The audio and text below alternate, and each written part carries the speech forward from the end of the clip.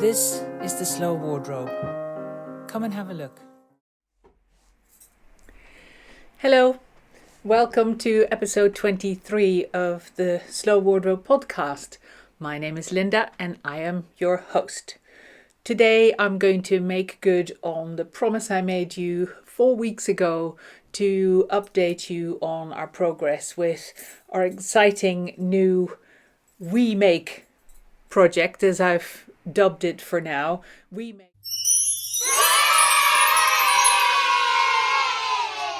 do some sewing of linen fabric, you do some knitting of linen yarn, and we make a beautiful garment. More about that in the second half of the podcast. The first half is dedicated to updating you on what I've been knitting. Firstly, I've been knitting more of this linen sleeve work in a lace, no less, and in a very exciting colour. Quick flash of it here. This is actually going to be the straight panel that sits along the bottom of the top. Watch the next section to see more of that. And I've finished the sleeves that are going to be in the top that I'm going to be showing you next.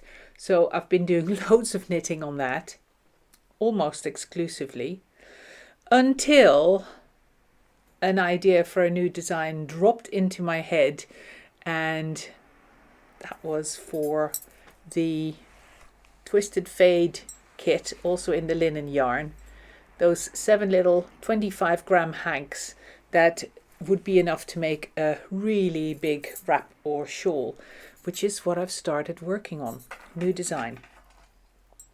So started with the darkest color, which is this, with the red and some dark grey in it, and I'm now transferring onto the second color, and I'm making that transfer even more gradual by knitting a little section of 2 by 2 rows, as in 2 rows in the darker color and 2 rows in the lighter color. And when finishing that section, I then go on to this lighter color all the way, and then transfer to the next color, etc. The transfers are really gradual on purpose. Twisted Fade because different colors of strands have been twisted together to create a very gradual fade from one color to the next. And the name of this whole set is called Cottage Garden, with the idea of all the greens and all the flowers that grow in a cottage garden, roses, etc. That was the idea behind it. I will keep you updated on the design. I'm trying to keep the knitting of it very, very simple and very basic so that it can be a relatively fast knit. It is all in garter stitch, which is a stitch that I love in the linen yarn because it is so bouncy and creating the lacy effect with, in this case, 3.75 millimeter needles. You can see that this is a triangle so far. I'm only increasing on one side. And this can be blocked just like any of the linen yarn projects with a hot iron and lots of steam, super fast to block, and it just stays in shape. And once you've blocked it and you think, oh, actually, I wanted something else, then you can just pull and push it and block it again, and the heat and the steam will set the shape that you want. So in this case, for example, I could block this very, very wide and stumpy looking into a short and wide triangle, or I can pull it out and make it very long and lean. So there is a lot of possibility once you've finished a linen knitted project, to block it and push it and shape it the way you want it, which is great, I think. So that's the design I'm working on. Then thank you for those of you who've already ordered one of the kits of the new design that I published very recently, the streeperig shawl. Streeperig means stripy in Dutch. I'm trying to come up with more Dutch names for my designs. I really like that idea. Maybe I'm getting homesick in my old age. I don't know. Or maybe it's just in COVID age. But anyway, this is called streeperig, and thank you for those who've already ordered. I have lots of kits available, not just in this colorway, other colorways as well. And I just realized that, hang on a minute, because it's a shawl, it of course can very easily be knitted in different yarns. So what would it look like knitted out of 4-ply? So I've just sent away hanks of my yak silk base, my yak blend 2, in these 3 colors. This is glorious vampire tipple, smoked paprika, and looking for lilac. And imagine this same shawl in these 3 colors and this yarn.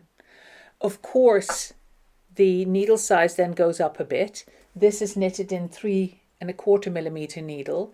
For this, I have specified a 3.75 millimeter needle, which tends to be a really good needle size for 4-ply yarn in shawls.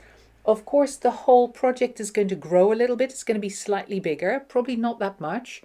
And at the moment, we're finding out whether it's possible to knit the entire design using 1 hank of yarn of each color. If it is the way I hope it is, then that should just about work. But the jury is out. I will report back as soon as I know. And in the meantime, of course, the linen kits are available to order with the Yak Blend 2 kits in a couple of suggested colorways soon to follow. Then just coming to the end of what I'm knitting on, I very recently saw a photograph in an Instagram story by Vicky. Vicky is the indie dyer behind West Green Loft Yarns, and she had knitted a pullover called the Carlina pullover. And it is a pullover, I'll show you a picture of it here, a pullover with colorwork yoke, knitted top down, and then it's a very, I think it's an A-line shape. It's a very generous shape, and there are some beautiful examples on Ravelry of finished Carlina pullovers of people that have knitted them short and boxy. I don't know yet what exactly I'm going to do, but I decided to knit one of those for myself. I saw Vicky's sample, and oh my gosh, she had used a colorway of hers that I think is called Old Gold. Am I saying that correctly? And then the colorful yoke, or the contrast yoke, she had done a very subtle contrast in a colorway that she calls Wild Rose. Now this she dyed for me on a different base than the original yarn that she had used. I think she used her cashmere base for the jumper that she had knitted for herself. And I chose her Sommer base, which is a 1-ply yarn, which is 90% merino and 10% linen. And of course, I can never say no to some beautiful linen, even if it's only 10%. So I went for this. But of course, the linen content has an impact on the dyeing. The dye will not take on the linen, it will just take on the merino. And that hasn't made much of a difference in this beautiful subtly speckled yarn, which is going to look stunning for the color work. But it has made a difference in the coloring of the main color. And it's lightened it a little bit, which is to be expected. And this is a beautiful color, but I really liked the original, which is just slightly darker, as you can see in the picture. So what I've started to do as an experiment is I've started to mix this color to darken it a little bit with my Yak Blend 2 in the Pot of Gold colorway. See, that is just a little bit darker. Now, I don't want to go as dark as this. So what I've tried is, and what I'm keen to do in the finished project, I've done a little bit of a swatch. I've got a little piece of swatching here at the top in that Pot of Gold colorway. So this is the Yak Blend 2. Underneath it, this is the Sommer base in the color that I bought from Vicky. And then here at the bottom is a blend of the two, knitting knitting one row of the Old Gold in the Sommer base and then one row of Pot of Gold in the Yak Blend 2 base, and keep alternating those. Now, because of course this is a flat sample, you can see all the strands in the back. I've just looped it around to achieve this effect. But the jumper is going to be knitted in the round. And what I'm going to use in that final jumper is the helical knitting technique that I learned from Grace the Babbler. She's done a lovely little video on YouTube explaining this helical knitting technique, where you end up stranding two either different colored yarns or two strands of, for example, a hand knitted yarn where you have some color variation and you want to make sure that you don't get visible lines in your knitting when you go from one hank to another. So you mix your hanks and you're stranding two, you do one row or one round of each color, and this technique creates two spirals, if you like, of the two colors that twirl around each other, and as a result there are no jogs. So I'm excited to use the technique. I've never tried it. I love the idea of it. It makes a lot of sense, and I'm keen to try it in combination with the color work of the yoke. Now, this is all to come in the future, because I am completely obsessed still at the moment with my sewn garments and knitted linen to go with it. And of course, I'm already starting to think towards the winter in doing something similar with the wool. Ooh, the possibilities are endless. So watch this space for that. And this is just to show you what I've been busy with, but I'm not about to start knitting this pullover at all.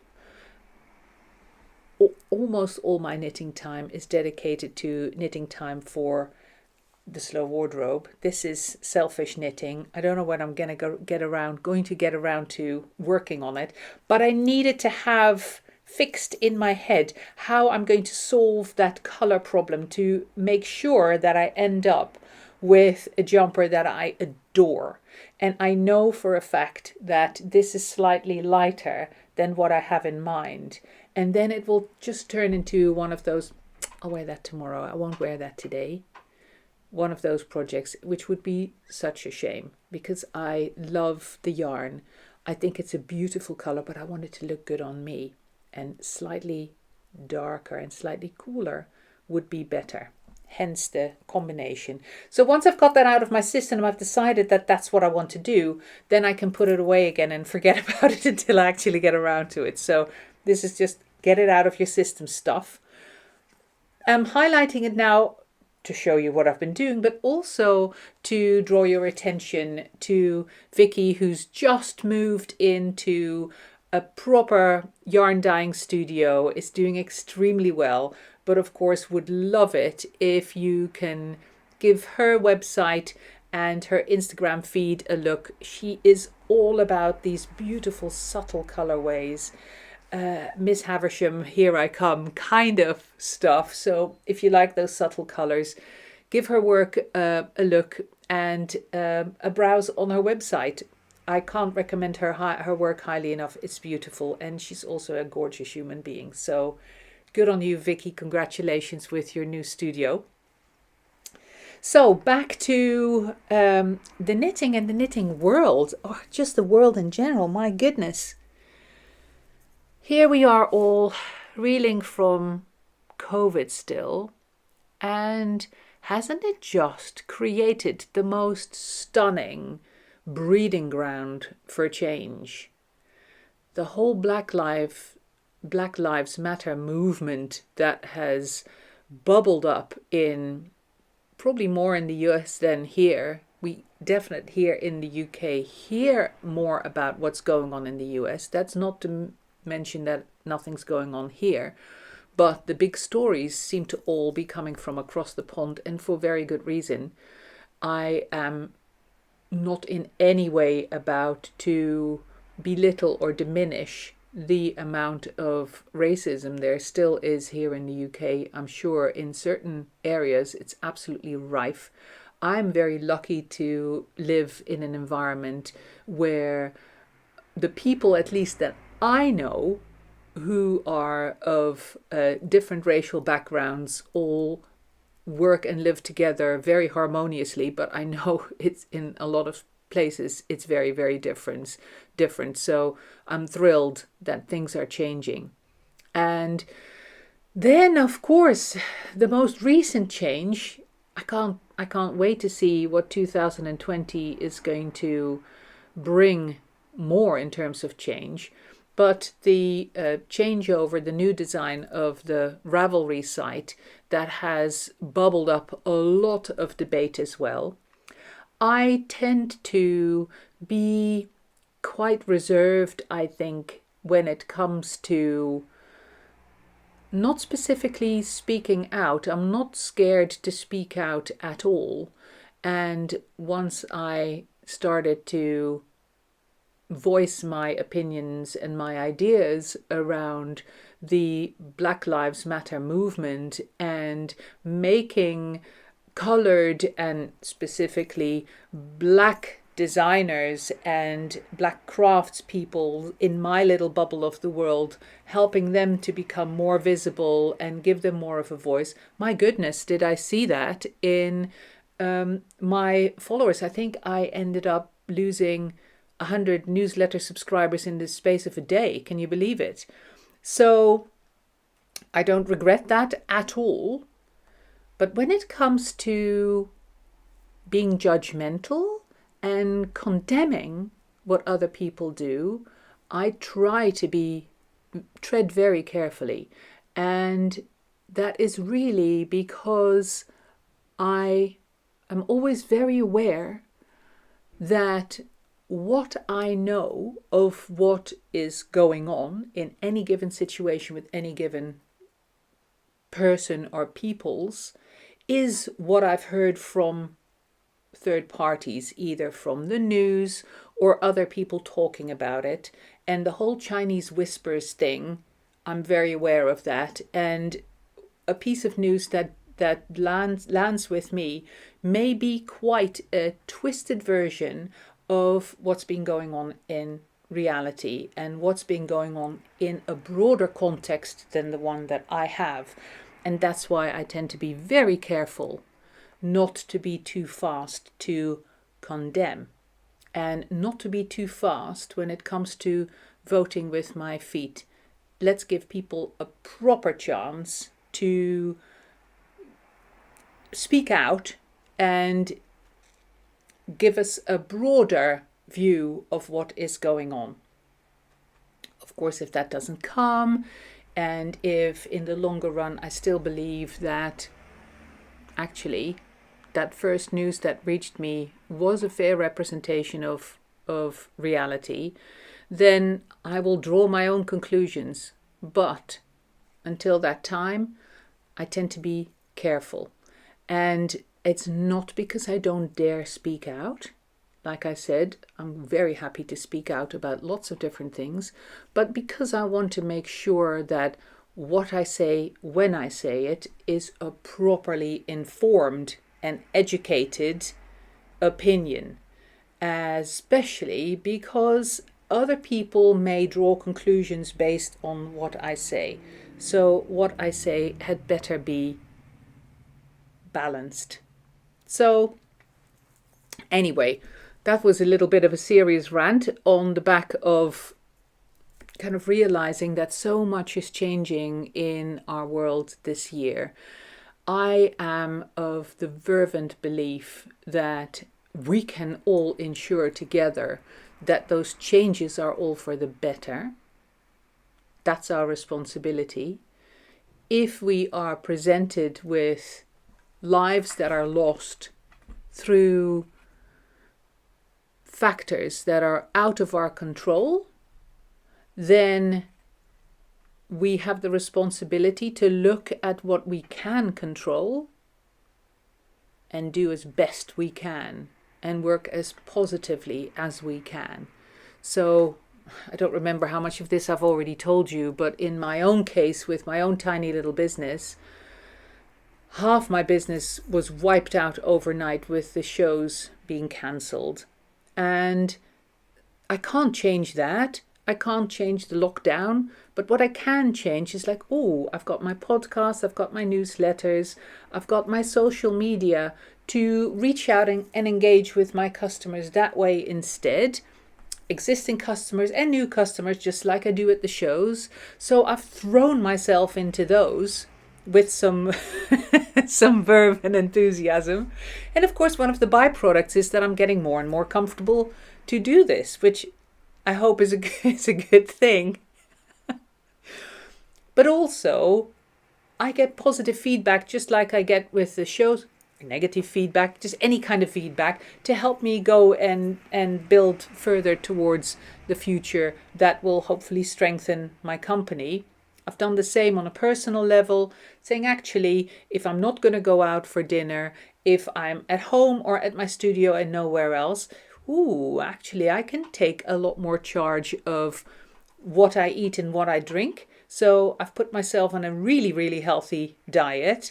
I've actually decreased the amount of exercise that I'm taking because in combination with the diet, I don't want to plunder my body. I want to lose some weight because I do not want to end up in a situation where 10 years from now I'm diagnosed with diabetes type 2 or pre-diabetic or I don't know, lots of fat around my heart or whatever. I want to stay healthy for years to come, and I'm getting old, so I want to make sure that I do that as healthy as possible. So in my case and in this situation, I decided that I want to push myself to get down to a proper healthy body weight. I'm still at least 20 pounds above what's considered a healthy weight for my height. So I want to push that down. I want to be well into that healthy weight bracket. So watch this space. It means that some very, very old fat will have to shift in my case, but we'll see. I mean, we're talking 25 years or so that's been there, that weight. So let's see how I can make it shift and whether I'll still be, looking healthy or whether I'm getting to a point where it's like, she looked healthy for a while, but now, not so sure. We'll see where it goes. I'll keep you posted on that as well. Right. Enough of the ramblings, okay? Let's move on to a little bit of Layercake, a little bit of we make, you and I make together. I hope you're as excited about it as I am. After watching what I've got to say about it, you can find kits for these tops with the yarn to go with it on the website. I'll talk more about that in the next segment as well. Enjoy that little piece. And if you haven't seen my interview with Grace, who I just mentioned, with Grace the Babbler, 2 weeks ago, our Zoom interview that we did in the weekend that would have been woolen. Am I saying that right? Yes, 2 weeks ago. Then go and have a look. I hope you'll enjoy that if you haven't seen it yet. And I should be back, all things being equal. And if I manage to stay on this schedule, I will be back with episode 24 2 weeks from now. And I'll follow today's episode up with a newsletter in a week. For those of you who don't realize, my newsletters always have news that I publish there ahead of Instagram and the wider community. So if there are special discounts, big news or new products, new colors, etc., newsletter subscribers get first dibs at that. So there is an advantage to being a newsletter subscriber. Just go to my website and you'll get a pop-up with an opportunity to sign up if you haven't done so already. So a newsletter next week and episode 24, hopefully 2 weeks from now. For now, enjoy the layer cake piece and I'll see you again soon.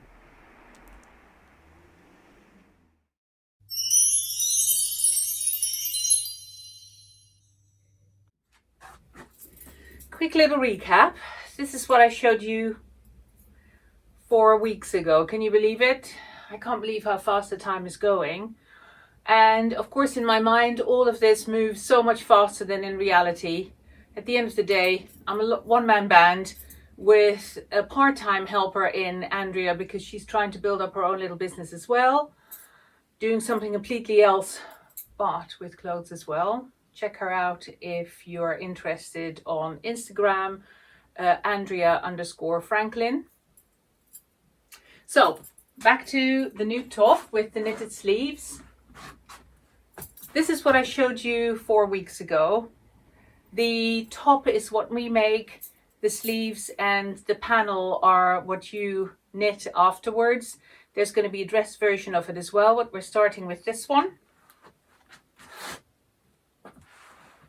And of course, we're going to do different colors.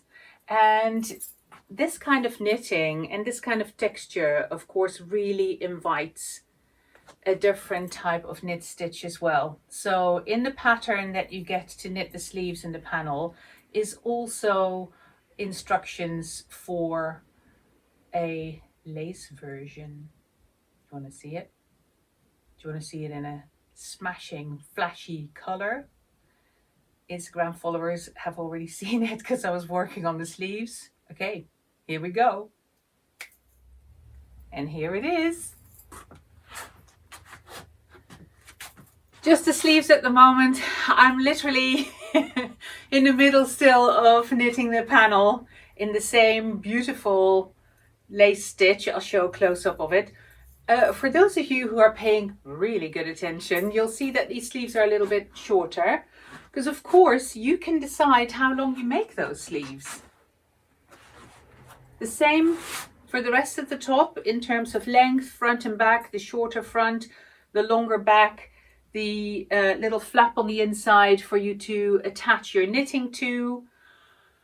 But we have made one change, and that is that the neckline, which is very wide on the white top, we've taken that in just a little bit. Everything else in terms of dimensions is the same because it really will fit on one of our size 3. So we're talking UK size 26, 28. They will be fine with this garment as well. Of course, it'll look slightly different, but not actually as different as you might expect. And it ends up sitting on them quite nicely because of that shorter front. So it's not like you have this incredible big block of fabric. You don't, because of those proportions. But back to the neckline, we also tried this on, or the white one, on our smallest sizes.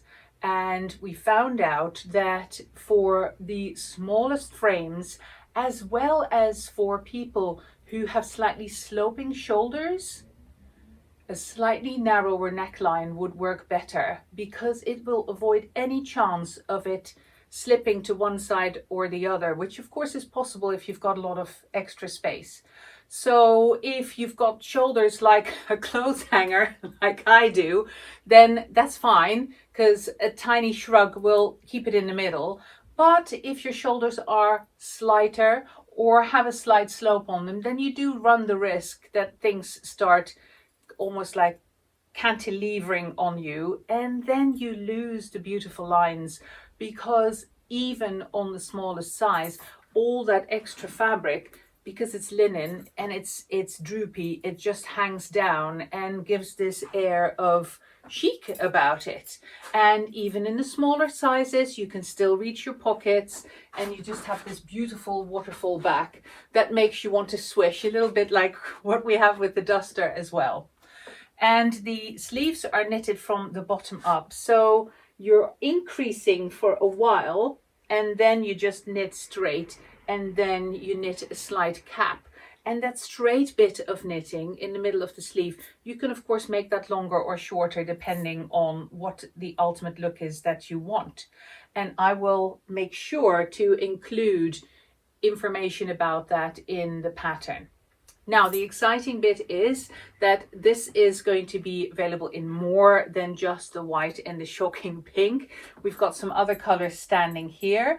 I will show you close up of all the other colors, and they all come with the matching yarn. The colors have all been chosen to go beautifully with our other layer cakes. So to give you one example, the bright red that we have here, that's the red that's in our red and black cross weave. So in combination with that red and black fabric, it's going to look stunning. So if you have, for example, a play suit or overalls in the red cross weave, and you then throw this top over the top of it, it's going to look immaculate together.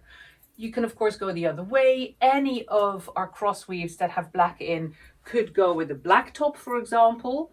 But we also have this blue and dark blue cross weave that we chose to bring an extra blue color in.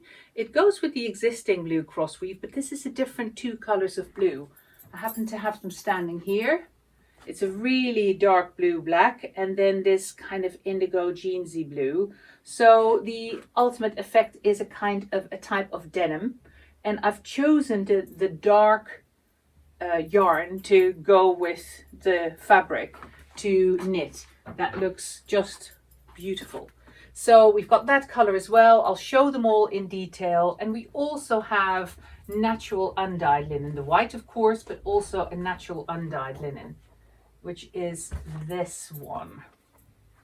A little bit like the oatmeal duster that we have, but not quite, because this is of course a different linen. So this is the plain undyed. Again, I'll show you a close-up of the set as you get it with the undyed linen yarn with it.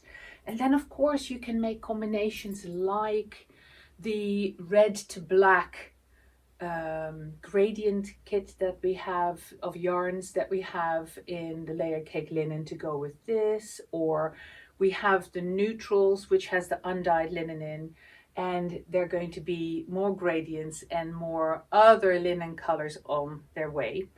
All of this linen is the slightly thinner quality from our regular, so that it's still substantial, it's still going to be very long wearing, but it's not quite as heavy and therefore not quite as warm. So great as a throw over, and in very nice proportion with the 3-ply yarns. I hope you love it. You can literally go to the website now to pre-order. It's a pre-order for delivery at the end of July. So we're going to make them up as the orders come in. I hope you love it. Let me know what you think. And that's it for now.